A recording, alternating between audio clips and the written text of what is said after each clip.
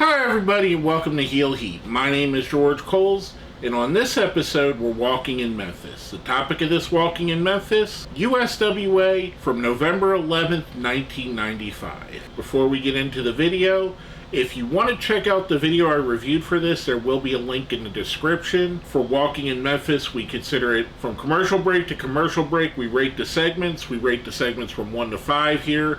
1 is the worst, 5 is the best. With all that being said, let's jump right in. The show starts with Moondog Cujo going up against Charlie Laird. I dig Moondog Cujo. He's one of the later Moondogs. I've said it before and I'll say it a million times. I really enjoy the Moondog gimmick. It's kind of like the Dudley Boy gimmick, where there's multiple Moondogs over multiple generations. I really like this match. I thought it was a fun opener.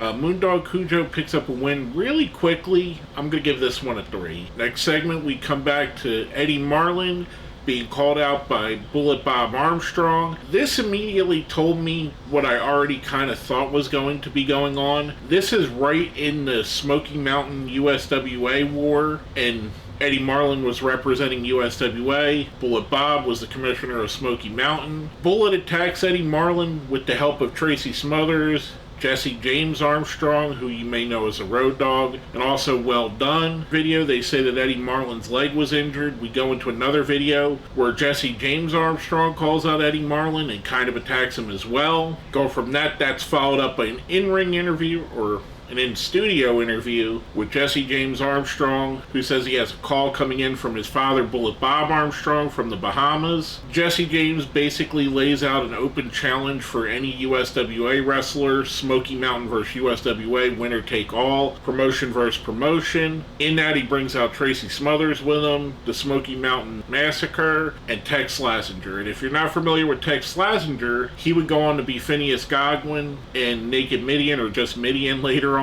So yeah, that was pretty cool. That leads us right into a match with the aforementioned Tex Slazenger going up against Tony Williams. During this match, Downtown Bruno is taking the side of the Smoky Mountain guys, and he has a cake for them ready to eat. I thought this was fun. Tex Slazenger picks up a win here. Between that, the interactions between Eddie Marlin and Bullet Bob Armstrong, Eddie Marlin and the Road Dogg, I'm going to give this all a 4. I thought it was a really good segment. Going from that, our next segment starts with the Smoky Mountain Massacre, who's a giant man with a mask going up against TD Steele. Smoky Mountain Massacre makes quick work of him, because obviously who doesn't make quick work of TD Steele? I'd like to catch one of these where TD Steele picks up a win, because I think he's a good talent. I just think he's stuck in that jobber, quote-unquote jobber role. This was fun. Like I said, Smoky Mountain Massacre picks up the win. I'm giving this a 3. Going from that, we get another interview with Jesse James Armstrong. First, he starts off with all the other Smoky Mountain guys. They go to the back. We're told that there was a delivery from the Bahamas, which we learned earlier is where Bullet Bob Armstrong is on vacation, for Jesse James. Kind of interesting, because you can see the writing on the box is definitely from Jerry the King Lawler. If you've seen any of Jerry Lawler's artwork, you understand how he writes things. As we're talking, the box starts moving. Jesse James isn't paying attention. From out of the box, Jeff Jarrett. Jarrett attacks Jesse James.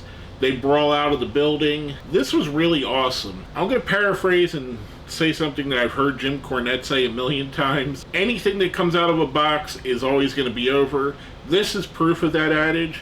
I don't think it's true, and I know he doesn't think it's true as well. He says it more of a backstage thing. But this was really fun. I'm giving that a 5. Now, coming from that, we go to break, we come back, and we have an interview with just Jeff Jarrett. Jarrett comes out, basically accepts Jesse James's challenge, explains that he's been away for a couple of years, that he's missed his brother's high school graduation, his sister's college graduation, but now he wants to spend some time with his grandfather, Eddie Marlin. This is a really good promo. It leads us right into our next match, which is PG-13 going up against Scorpion and Yellow Jacket, 2 masked wrestlers. While PG-13's in the ring, Tracy Smothers is on commentary. PG-13 picks up the win in this one here. That's followed up by them coming to the table. Tracy Smothers goes away before they get there. And I am going to mention this here. I do like to bring this up because some people are offended by this. Tracy is wearing the Confederate flag jacket.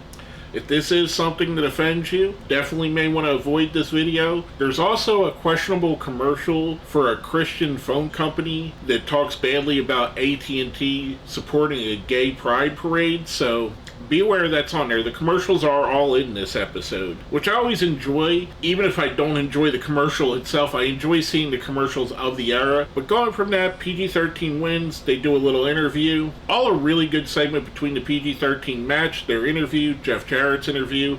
I'm giving that a 5. Next up, we see video from the Mid-South Coliseum. Jerry the King Lawler defending the North American Championship against Ahmed Johnson. Say what you will about Ahmed, he was definitely over. He's not the best wrestler. I didn't even like him back then. A lot of people didn't. But he had something about him. To me, it seemed like Jerry Lawler and a couple other wrestlers were able to get the best out of him. Jeff Jarrett had some good matches with him. Ahmed beats Lawler for the Southern Championship here. I thought this was a good thing. Can't give it much more than that. I'm giving it a 3. We end the video with our final interview, and it's Brian Christopher, and he's basically talking up the USWA Smoky Mountain feud. He's firmly on the side of the USWA, firmly on the side of Jeff Jarrett, saying that they grew up together. This was another awesome promo to end it. I'm giving this one a 4. All in all, I thought this was a highly enjoyable episode. The interviews were really good. The in-ring action was good. Even though most of it was quick squash matches, you could still have fun with that. And that's kind of where I judge my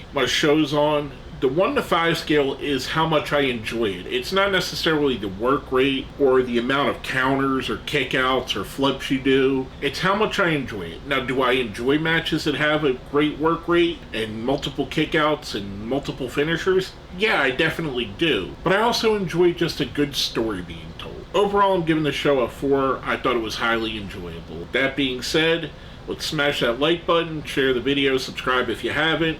If you made it to the end, let me know whose side you're on in the feud. Are you Team Smoky Mountain or Team USWA? I think they both have really great rosters, really great shows, 2 of the best wrestling shows of this time frame, and in a lot of times, 2 shows that were very similar. But let me know in the comments, are you Team USWA, Team Smoky Mountain? I'll try and see if I can find some more during this feud for the next time we come back to USWA. Kind of an interesting feud and an interesting time frame, but just a fun wrestling show. With all that being said, my name is George Coles, and we've been walking in Memphis.